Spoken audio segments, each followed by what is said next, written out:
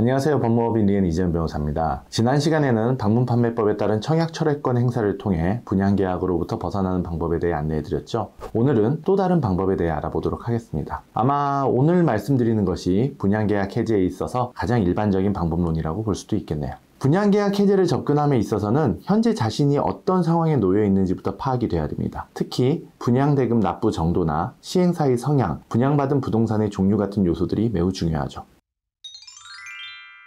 지금 이 영상을 보고 계신 분들 중에는 분양 계약금만 납부한 분들도 계실 거고요. 이미 중도금 대출 등을 통해 중도금까지 납부하신 분들도 계실 겁니다. 그중 계약금만 납부하신 분들은 계약금만 포기하면 얼마든지 분양 계약을 해지하실 수 있습니다. 물론 분양자가 이행의 착수에 나아갔는지 여부에 따라 달리 판단될 여지도 있지만 이는 극히 이례적인 경우이기에 따로 언급하지는 않겠습니다. 반면 대출 등을 통해 중도금을 일부라도 납부하신 분들은 계약금을 포기하겠다는 의사를 밝히더라도 상대방의 동의 없이는 원칙적으로 계약 해지가 불가합니다. 저희 의뢰인들 대부분이 바로 이러한 상황에 놓이신 분들이시죠. 따라서 자신이 중도금을 일부라도 납부했는지 여부는 계약금을 포기하고서라도 분양계약을 해지할 수 있는 권리, 이 권리가 있는지를 결정하는 중요한 요소가 됩니다. 그런데 여기까지는 대부분 다 아시는 내용이라 생각하고요.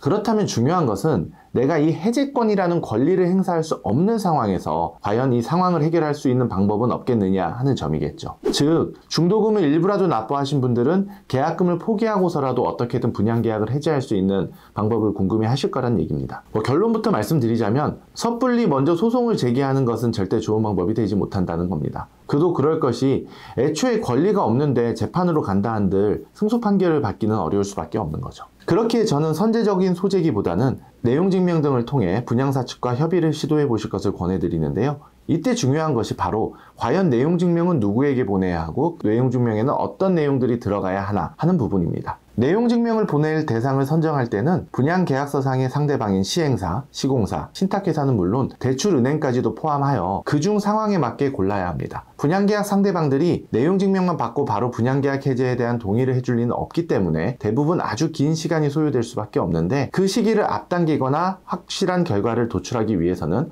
상황에 따라 상대방을 적절히 선택해야 하는 것이죠. 특히 수분양자들이 중도금을 돌려받더라도 그 돈은 어차피 다시 은행 대출금 변제에 충당되어야 한다는 점을 감안하면 무엇보다도 시행사나 시공사로 하여금 은행 대출금이라도 갚게끔 만드는 것이 중요합니다. 이 부분이 매우 중요한 포인트 중 하나예요. 항상 돈을 받아내야 하는 쪽이 아쉬운 입장이기 마련인데 이렇게 되면 더 이상 중도금을 돌려받기 위해 안달할 필요도 없고 은행 대출금으로 인해 신용상의 불이익을 입을까 걱정할 필요도 없게 되는 거죠. 그런데 그게 쉽지만은 않겠죠. 이는 내용증명을 언제, 누구에게, 어떤 내용으로 보낼 것인지 여부와 나아가 분양사업의 실질적인 시행사의 성향이나 상황이 어떠하냐에 따라 달리 판단되어야 하기 때문입니다. 그리고 그 판단 기준이나 방법은 정말 케이스 바이 케이스라 한마디로 말씀드리기는 어렵습니다. 따라서 실제 어려움을 겪고 계신 분들이라면 경험 많은 전문가를 찾아 꼭 조언을 구하시길 권해드립니다. 무턱대고 내용 증명을 턱하니 보냈다가는 오히려 상대방이나 대출은행이 먼저 소송을 걸어오거나 신용상의 문제를 겪을 수 있다는 점 절대 잊으시면 안 됩니다. 물론 그러한 상황에 처하더라도 또 어떻게든 나름 최선의 방법을 찾아볼 수는 있겠지만 말이죠.